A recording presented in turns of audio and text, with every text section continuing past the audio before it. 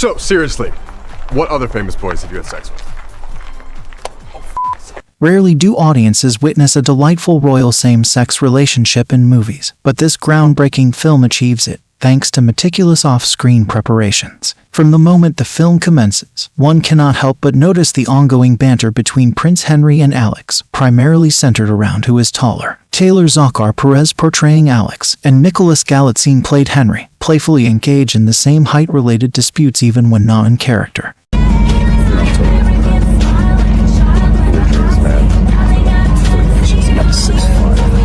Are we really doing this right now? Yeah. I'm going to say slight advantage to Taylor. Back on now? Bullshit! This is bullshit! Although numerous fans initially had reservations about whether Nick and Taylor were the ideal casting choices when the film was first announced, but they have both proven that they aren't only suitable for the film but also enjoy working with each other, which has helped their on-screen chemistry. It's been such a joy working with Taylor, and I really couldn't imagine anyone better suited to play Alex. Also, Taylor has a lot of good things to say about Nick and reveals the big secret behind how they became so close very quickly. Before filming started, we got here a couple of weeks early for rehearsals, and it's a very intimate movie, so we had to become close very fast. Always erect. Okay, 1 second, settle. The romantic scenes in red, white, and royal blue really got people excited. But shooting those scenes, especially the one in bed, was a bit of a wild experience. What's interesting is that they had someone in charge, a coordinator, to make sure they did it right and that the cast felt at ease. Robbie Taylor Hunt explained how they arranged the spicy scenes, saying, "There's a playful teasing that never veered into anything nasty, which was a lovely dynamic to be a part of. But also, they just treated each other like colleagues and co-creatives in a really nice collaborative way." When they were figuring out how to film the intimate scenes, the director got input from Taylor, Nick, and Robbie. Together, they all agreed on how these scenes should look before shooting them. Taylor, who plays Alex, went on to explain how he and Nick worked together during these scenes. They put a lot of effort into getting their movements and expressions just right. 1, 2, 3, throw. Moving on.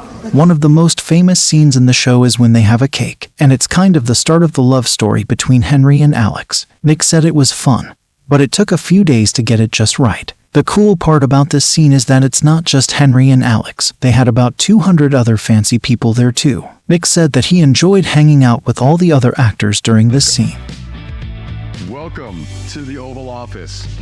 One cool thing about red, white, and royal blue is that it lets you visit some really important places in the UK and the US, like Buckingham Palace and the White House. How they filmed at these places might surprise you. The movie's got this classy vibe that makes it stand out, and since the characters are loaded, they jet set between Washington, D.C., London, Texas, and Paris, giving viewers a taste of those locations.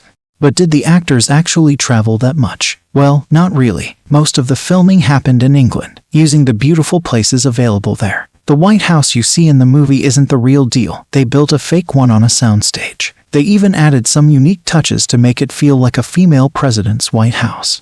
Another famous spot in the show is the Victoria and Albert Museum in London. Henry and Alex spent a memorable night there, dancing and enjoying the art. Surprisingly, they filmed in the actual museum, but they did it in the early morning before it opened to the public.